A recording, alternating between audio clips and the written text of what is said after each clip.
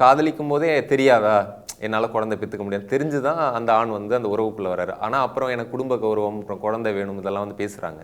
அப்படி இருக்கும்போது அதை நீங்கள் எப்படி கையாளுறீங்கன்னு கேட்குறேன். காதலுக்கு கண் இல்லைன்னு சொல்லுவாங்க.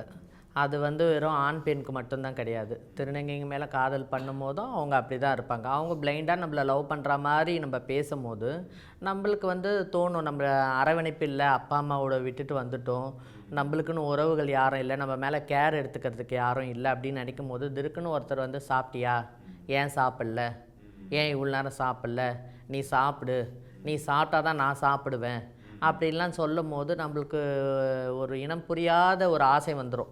அதை அவங்க சொல்கிறாங்களோ இல்லையோ காதலை நாங்களே சொல்லிவிடுவோம். ஓகே. ஆமாம், நம்ம வந்து காதலை சொல்லிவிடுவோம். அதுக்கப்புறம் அவங்க கொஞ்சம் இது பண்ணுவாங்க, அதுக்கப்புறம் வந்து பேசுவாங்க. அதுக்கப்புறம் போக போக போக தான் தெரியும் அந்த ஆண் வந்து நம்மக்கிட்ட பழகிருக்கிறதுக்கு காரணம் ஏதோ ஒரு நீடுக்காக, ஒன்று உடலுக்காக, இல்லைன்னா பணத்துக்காக,